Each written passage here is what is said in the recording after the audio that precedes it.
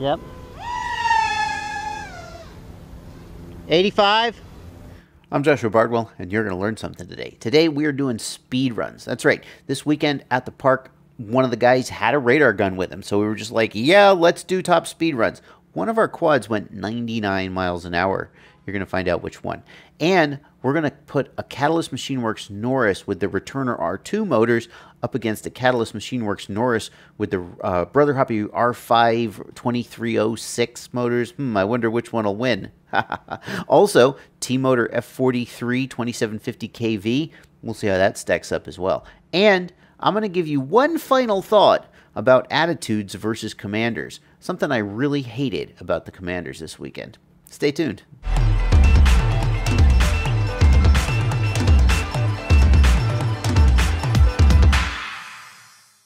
I'll be the first to admit that top speed is not the ultimate metric of a quadcopter's performance.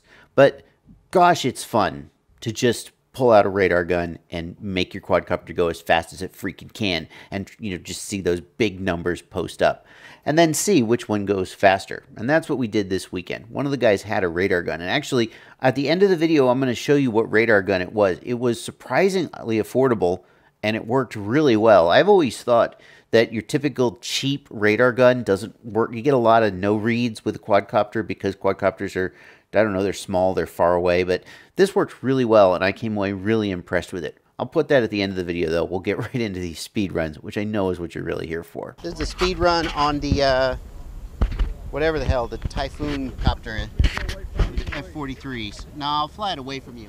I'll go slow over your head and then punch it.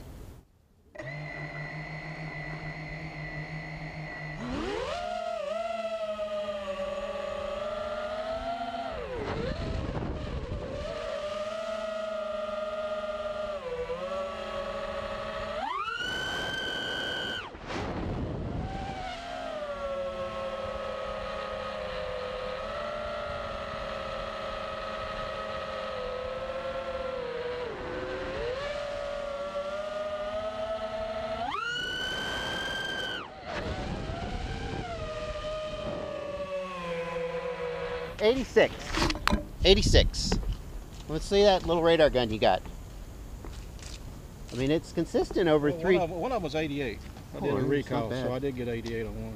That's consistent over 3 reads. I'm always worried with these little ones that they're gonna miss it or something because it's so small. I guess a baseball is pretty small too. 88 was the fastest. All right, well there you go. Yeah. With a GoPro on it. Well, a box. It's been consistent. F43s, 2700 kV. 2700. DAL Cyclone. That definitely helps. Well, yeah, unless it sucks the battery down, I'll have to look at the DVR. And this is the DAL Cyclone T5045 prop. Yeah, 80. That's respectable. I ain't too impressed, but it's respectable. Let's try another one. How about this guy? This one's going to be a little faster, I reckon. Now we're going to do this guy. Bi-blades. These are DAL 5050C bi-blades. Datura 2206 2700 kV motors. There's a whole lot lighter. It's not going to have a GoPro on it. And the battery it should go. This one should screen. The last time I did a high-speed run with this, the camera cut out in the middle of it, and I had to dump it. 13.7 volts. Telemetry lost. That one's gonna hurt. So we'll see. I wouldn't say that little one right there is going to be your fastest. The Norris? Yep. I don't think it's got the top end. 2205, 2600 R2s. That'll be bad. I would bet. All right. That's That's 2600 too, right? These are Datura 2206, 2700. I bet that one's fast. Okay, we're gonna find out. The Norris is a much lighter quad than theory this. behind it. What's your theory? Bigger stator, more sag. You're not going to get the KV out of it. We'll find out.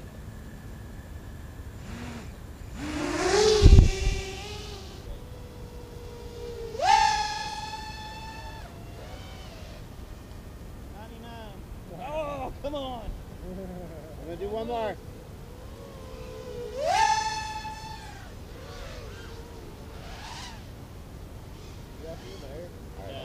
What was that one? 94. Okay, 99. Although when it flies forward, it's a full. Is this the Norris? Yeah. Yes. I love that one.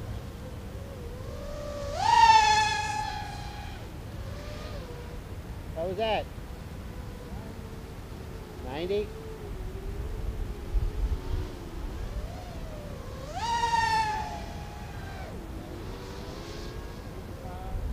There you go.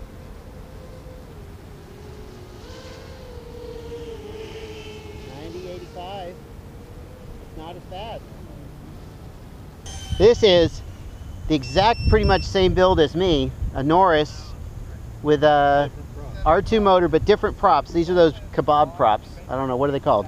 Yep. 85.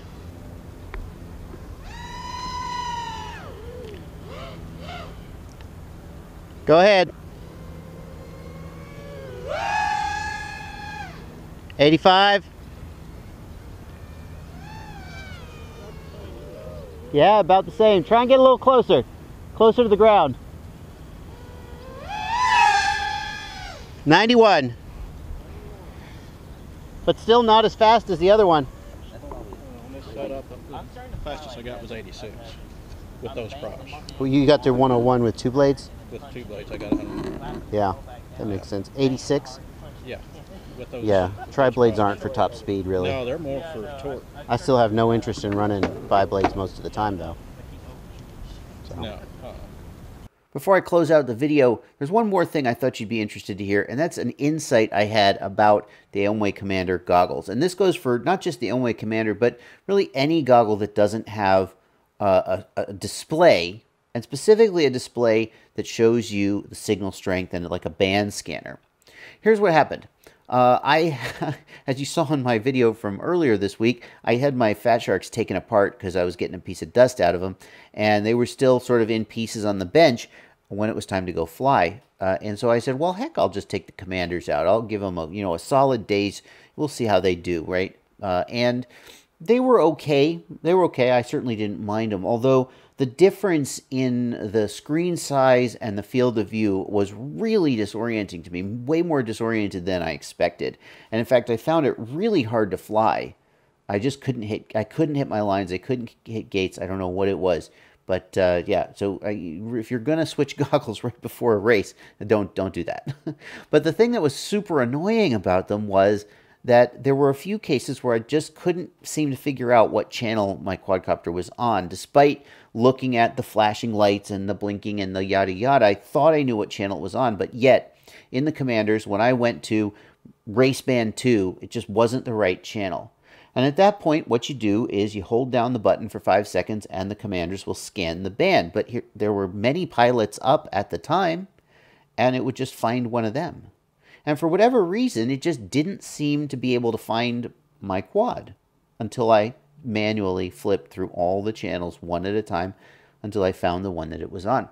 And I thought, compared to, well, let's just not even compare it to something like a Trudy or a LaForge, which are certainly in a different price range. But compared to even something like the OLED module on the Attitude V4, where you can push the button and you can scan through the bands and actually see the signal strength on each of the channels, so you could see what channel you're on.